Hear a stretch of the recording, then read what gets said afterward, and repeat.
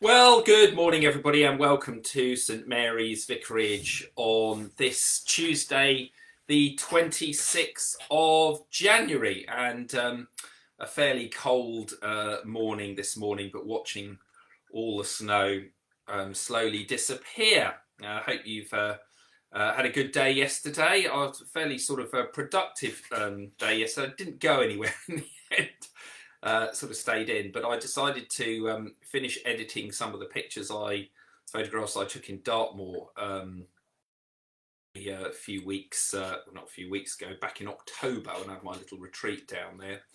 And also I went back and I re-edited some photographs that I took well over 10 years ago when I was lucky enough to do a pulpit swap with a vicar from South Carolina, a little village just outside Charleston called Pinopolis, Reverend Fenters. And so his wife and he came over and stayed in the vicarage in Shrivenham.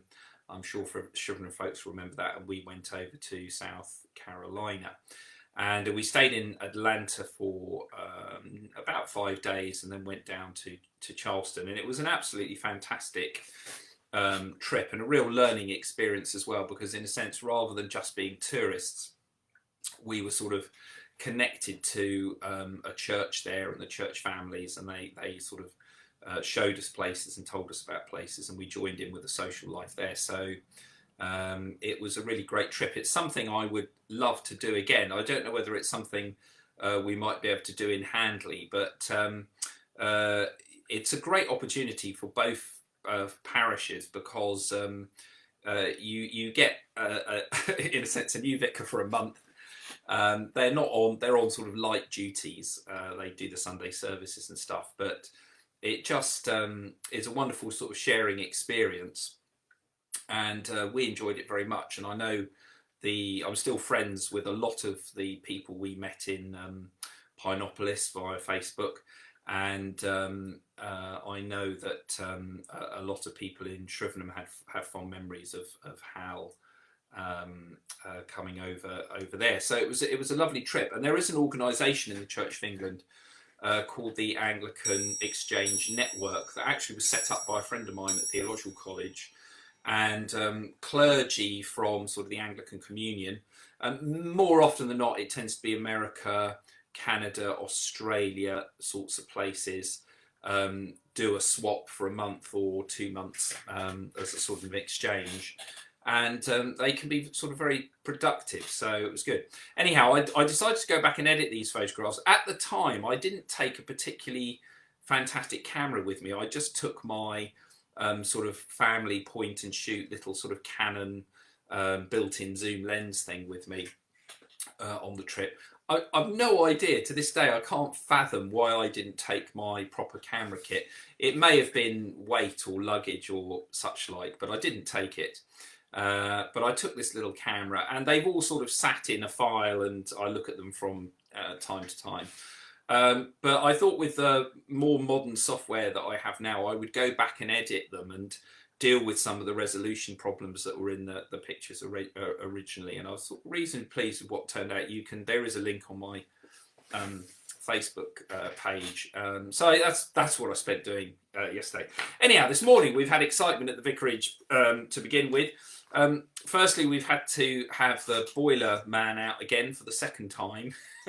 We have a boiler that just does its own thing. It's not that it sort of doesn't work. It does work, but it just decides to continually work. And we had this before about 18 months ago, and the diocese were very slow at sorting it out.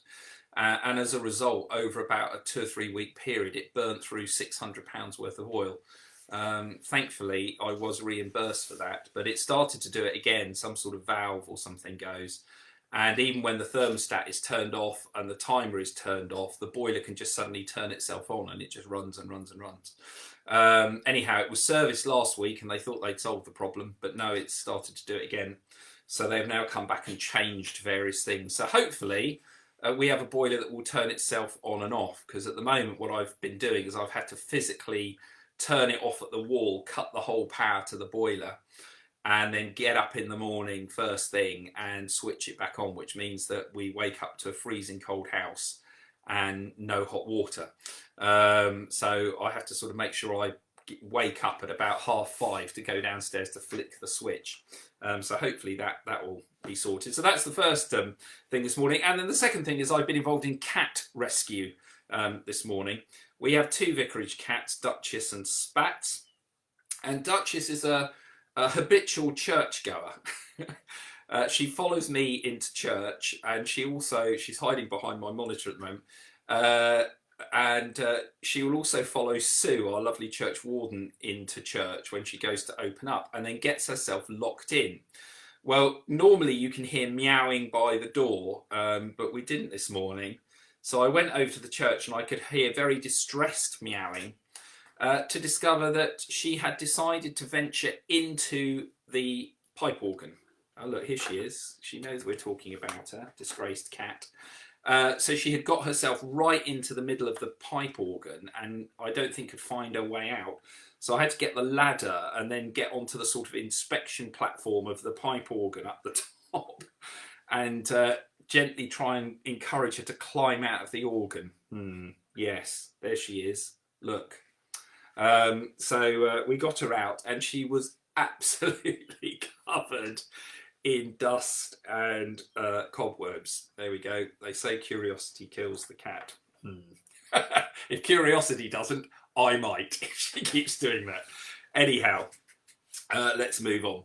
I can't believe, well, it was a month ago that we did our Woozle hunt, of course, and Boxing Day was a month ago, and nearly a month ago that our this sort of second national lockdown began, and it's gone a bit quick. It's felt like it's gone a bit quicker than the first lockdown. I don't know what other people have felt, but I will be honest with you now.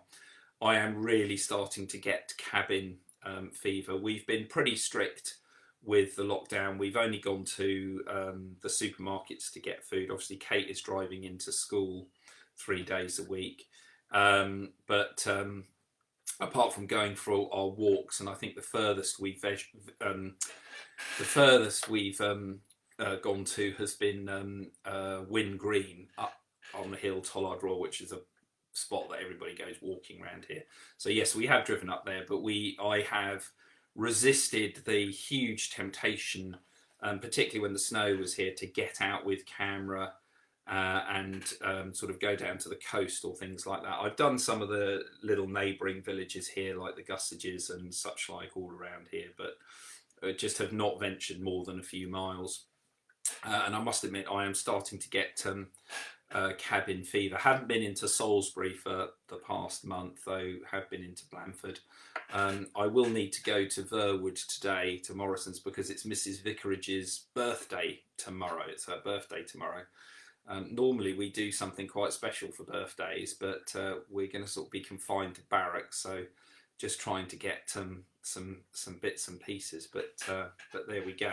So I don't know about you, but yes, I'm starting to get cabin fever now. I would I'd like to see the sea again, and it would be nice to sit at a cafe and have a coffee, even if it was outside. But I think we've still got to keep our head down for the storm yet. Things are improving slowly, but the number of cases has gone down. But admissions to hospital is still rising because there's a bit of a lag, and sadly the death toll probably today or tomorrow will exceed 100,000 people. 100,000 people. We have already lost more people to this virus than civilians who died as a result of the Second World War. And I'm not sure that's really sinking home with people. And that each one of those 100,000 person has family, friends, and a loved one. So it's a huge ripple effect. It's not a single person. It's like throwing a stone into a pond, and those ripples will ripple out through everybody, and will continue to ripple for a long time to come, because there will be, children without parents, and people have lost their grandparents, and all of that. So it will continue. And I was recalling on the news this morning that I think it was Chris Whitty, Professor Chris Whitty, said the best case scenario would be 20,000 deaths, and our Prime Minister at the time said the worst case scenario could possibly be 50,000 deaths.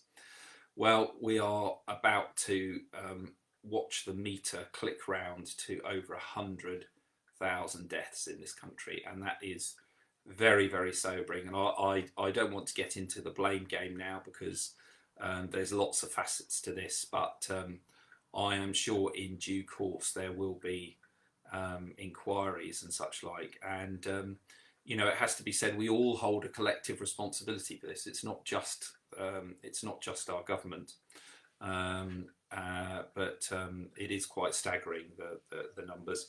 Of course, there are other European countries that aren't too far behind as well, but it is clear that some other nations in the world have been far more effective at controlling this virus, both through their governments and, in a sense, through collective responsibility of their citizens. Australia and New Zealand, I know New Zealand, very different, very small population, such like, but even some of the very heavily larger Asian populated countries have managed to control this virus far more effectively than we have in the UK. But as I say, it's not just a government issue. It's a collective responsibility, and in a sense believing that we're either immune from it or the rules don't seem to apply to certain people. But there we go, all of that. But the great sadness is the number of people who have died. I was talking to our local funeral director the other day, as we're just looking to a funeral, but you know, he is very much, and his colleague, his much younger colleague, is very much at the sharp end of this, and he described scenes to me of our local crematoriums here at Poole and Bournemouth and Salisbury are now running 24 hours a day. And he said when he last visited, he didn't say which crematorium it was, but he said he went to a crematorium the other day and there were 72 bodies in the crematorium waiting to be cremated. So folks, this is serious stuff. This is serious stuff. And he said the other crematoriums are like this. And he said fellow funeral directors are finding that they have not got capacity for storage and such like. So, you know, it is real. It is real, and it's very, very sobering as we reach this this number. Anyhow, discussions are underway about when lockdown should be lifted. I think it would, my own personal opinion is, I think it would be foolhardy to, though I have got cabin fever, it would be foolhardy to reduce the restrictions at this point, you know, until we really do see the tide starting to turn on this. But yeah, sobering thoughts. Anyhow, moving on. So, of course, some celebrations over the weekend. Yesterday, of course, was officially Burns Night. Robbie Burns, the great Scottish bard. And you probably saw the Hancock festivities, which we did on Sunday evening, which were great fun. And yes, we are all bonkers in this household, but we had great fun doing it with the boys. As I said in the past, I've normally attended Burns Nights when we were at Shrivenham. We would go to the Defence Academy and they would be very spectacular there. So we did our own little one, and it was great. And both Ben and Alex got involved with the spirit of the thing, and we had a lot of fun that evening. And in a sense, it was wonderful respite from the seriousness that surrounds us, and the fact of not being able to get out and see our family and friends. But let's hope and pray that next 25th of January we might be able to do something in the village and have a proper Burns celebration. But that was great fun, and it was good seeing other people's posts online of how they had celebrated this. Now, of course, the 25th of January, apart from being the great day of the Bard of Burns, is also the feast day of St Paul, the conversion of St Paul, one of the principal feast days of the church, when Paul has his vision and is blinded and is then, in a sense, healed by Cornelius, by the Spirit, by Cornelius, and has this conversion, and then begins tirelessly to spread the Christian message to the Gentiles. So that was yesterday, the conversion of St Paul. But today his mates get a mention. So the 26th of January, let's just change my goggles here. The 26th of January is the feast day of Timothy and Titus, companions of Paul. And let's just read a little bit about them. On the day following the conversion of St Paul, the church remembers his two companions, partners and fellow workers in God's service. Timothy, we are told, had a Jewish mother and a Greek father, while Titus was wholly Greek. It was because of Titus that Paul stood out against compulsory circumcision, but to avoid suspicion from other Jews, Timothy was circumcised. They are honoured in the church for their devotion and faithfulness to the gospel. So we remember Timothy and Titus today, and also St Paul, as it was his feast day yesterday. So let's have a reading from the second letter to Timothy. You then, my child, be strong in the grace that is in Christ Jesus, and what you have heard from me through many witnesses, entrust to faithful people who will be able to teach others as well. Share in suffering like a good soldier of Christ. No one serving in the army gets entangled in everyday affairs. The soldier's aim is to please the enlisting officer. And in the case of an athlete, no one in the crowd without competing according to the rules. It is the farmer who does the work who ought to have the first share of the crops. Think over what I say, for the Lord will give you understanding in all things. Remember Jesus Christ, raised from the dead, a descendant of David. That is my gospel. This is the word of the Lord.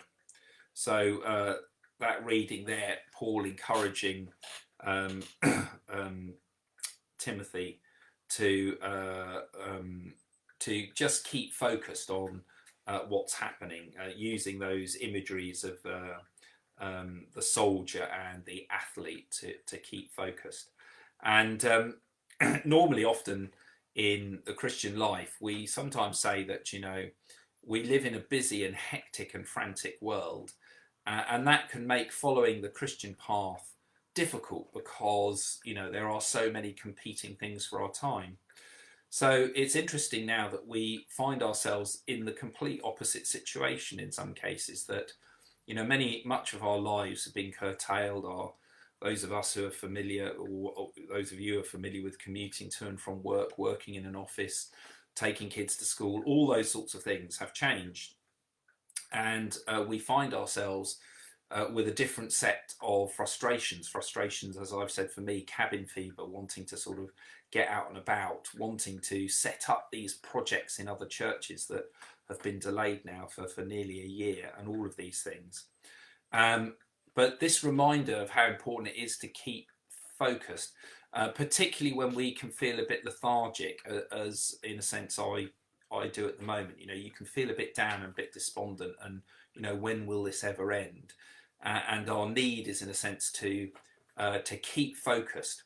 I took a little bit of inspiration, in a sense, for, I don't know if you saw some of the pictures of these athletes, is it the Australian Open tennis tournament or whatever it is? Those tennis fans will know the proper name. But of course, many of the athletes, the tennis players, they had come in on planes that were, unfortunately, people had tested positive for COVID. So they were put into sort of forced isolation into hotel rooms. And there was a very powerful image of one of the young tennis players, a young woman, who was basically practicing against the wall of her room with a tennis ball, just trying to keep focused. It's very powerful. I'm glad I wasn't in the room next door. But I think the point was that even in that very confined situation that she was in, as a professional athlete, she was keeping focused on what the task was ahead. And even though her situation had been drastically changed due to this virus, she still remained focused. And I thought maybe that's a lesson for all of us. You know, we might feel frustrated in this lockdown, being confined to our homes or our own local communities or something, you know, missing our family and friends. But that need to keep focused and to keep purposeful is so important. So in a sense, that's what Paul offers us this morning. Now, turning to Margaret Quinn, as I said, we've been reading these poems of Margaret. I saw her on Saturday, had a lovely chat. She was thrilled that we were reading some of these poems online. They're all quite personal to her. And the next one I'm going to read to you is Grandad's Shed. Now, sheds are a fantastic British tradition. Of course, they're a tradition the world over, and sheds have often been seen very much as a blokey thing. But I know lots of ladies that have fantastic sheds or equivalent, and in fact, I have been cleared out of the. We have a very fantastic brick-built potting shed here in the vicarage here. It's attached to the garage. So I sort of have the garage area, which has got my workbench in and obviously my Mazda and all my tools and things like that for tinkering around with cars and other bits and pieces, and I have a vice and all of that sort of stuff. And one thing we did towards the end of last year was we cleared out the potting shed. It had just become a sort of, as these things do, a place to chuck junk. So Mrs. Vicarage now has her own shed with a sign on the door saying Katie's Shed. And she's really enjoyed being able to sort of be in there and pop things up and do bits and pieces and everything. So sheds are very much a thing of the British psyche. And, you know, the sort of thing goes that, you know, many of the great inventions in the world were invented by a Brit smoking a pipe in a shed. So sheds are fantastic. And I remember my own grandfather's shed as a boy. He had a very big shed. My grandparents lived in a large house, and prior to them owning the property, the house had probably had. We know it had servants. My grandparents never had servants, but the house, it had been that kind of a house, and you could go in the house. It wasn't huge. I think it had been an old farmhouse originally or something, but there were still bell pulls, so you could find old bell pulls that would ring, and the servants used to live in the shed. It was a big shed, so there I think were two servants who had lived in this outhouse, this large building, and we're not talking about your 6x8 garden shed. This is a big shed, and they had lived there because you could still see the wallpaper, and I think there had been a cook and a maid who had lived in that in the past, probably in the very early 1900s or late 1800s. Anyhow, that had become my granddad's shed, and as a small boy, it was just a place of wonder. And the fact that my granddad was an engineer and had sort of set up an engineering firm, his shed was full of really interesting stuff. And I used to like to spend hours in it. The shed is still there, but sadly the roof has collapsed as it's very old. But sheds are great, and we all have our places. So I'm going to read this poem now, Grandad's Shed, as a reminder and the joy of sheds that can help us in this time. And even if you don't have a shed, you know, if you live in a much smaller property or in a flat or whatever, I do know lots of people that, you know, even in small things, you know, I lived in a very small one-bedroom flat when just before I was first married, when I worked as a youth worker. And but I had a sort of shed space in there. It was a sort of an area that I had sort of stuff in, and we can do that in our houses, and youngsters can do it in their bedrooms. So it's quite important. Anyhow, Grandad's Shed. Grandad's sitting on his stool, watching while we use his tools. Screwdrivers, hammer, brace and bit. Be careful now, lad, where you hit. Don't get your fingers trapped in the cramp. Select some dry wood, not the damp. Watch the flies and saw the vice. Squash torn fingers are not nice. Watch the screws and the nails don't spill. Don't wriggle so, lad, keep quiet still, while I stretch for another tin to put all these small things in. Busy hands, such concentration. Richard's making a space station. Nails bagged in a perfect line. He hopes it will be done on time. Contented faces, time to chatter. Little Philip, what's the matter? Your helicopter's got no wings. Let's find some in my box of things. David's sticky now with glue. Finish, Grandad, will this do? Leave it there, lad, just a set. And ask Nan if there's coffee yet. Philip's busy with sandpaper. Says he'll paint his chopper later. Smiles all round for jobs well done. Grandad's shed can be such fun.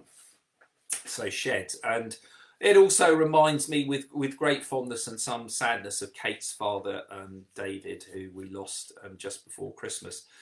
David, like me, ordained, but also a complete petrolhead, lover of cars, far more advanced and experienced in dealing with cars than I ever was. He was a wealth of information, and he had the most amazing shed or garage. In fact, when they moved from Caldicot in South Wales to the New Forest, the prime reason for buying the house, the bungalow that they lived in, apart from it being a bungalow, was that it had a very large double garage, but a double garage in length rather than width, if you know what I mean. So in length, and the double garage had an inspection pit in that you could walk down some steps and get under the vehicle, and just amazing. And even though they were only there for 4 years, he had restored another car. He'd restored an MGB, which he wanted to give to Ben, but we couldn't do it with insurance. And he was partway through restoring a beautiful bright orange 1970s Triumph Spitfire before, sadly, he was taken from us. So sheds. Anyhow, folks, I hope you have a good day. I've got a lovely meeting with a lovely lady called Helen Anderson, who's the full-time family and youth worker over at Verwood. And she's helping me with one of the webinars we're going to be doing about Easter and how we can engage with families in our community at Easter with the rules and regulations that are bound to still be in place. So I'm looking forward to that as we prepare some of the material for that. I've got that a little bit later on. And Tuesday is my catch up with admin day as well. So hope you have a good time. Colonel Mustard. Thank you, Jenny. That must be my my lovely mustard cardigan. Wonderful. Tandem Garage, that's what it's called. Thank you, Paul. Thank you for that. Well, lovely to see you all. Let's just finish with the grace this morning and be safe and keep well. The grace of our Lord Jesus Christ and the love of God and the fellowship of the Holy Spirit be with us all evermore. Amen. Do take care, folks, and I look forward to seeing you tomorrow morning. God bless.